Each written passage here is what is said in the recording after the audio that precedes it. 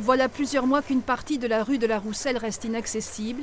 Il y a 5 mois, 2 immeubles s'effondraient, fragilisant les autres constructions. Un périmètre de sécurité était instauré, 13 bâtiments évacués, 130 personnes se retrouvaient à la rue. Aujourd'hui, ces habitants se disent désemparés. Tout compris, on est à 17 000 € de frais avancés. Frais juridiques, frais d'avocat, habits, vêtements, meubles, parce qu'on a été accompagnés, mais tout est à nos frais aujourd'hui en tant que propriétaire, tout est à nos frais.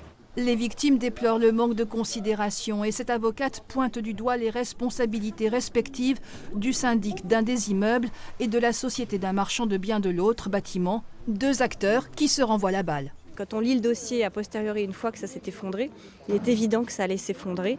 Les alertes ont été multiples, graves, et notamment par les occupants du 19. Et personne n'en a tenu compte, sérieusement, puisque rien n'a été fait.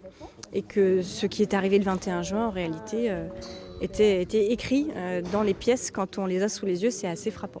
Aujourd'hui, la mairie a démarré de nouveaux travaux de sécurisation.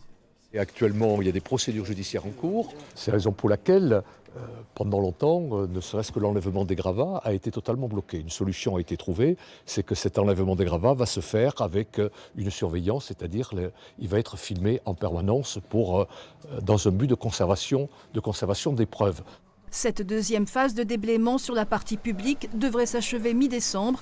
La mairie compte par ailleurs engager une étude pour connaître les causes de ces effondrements.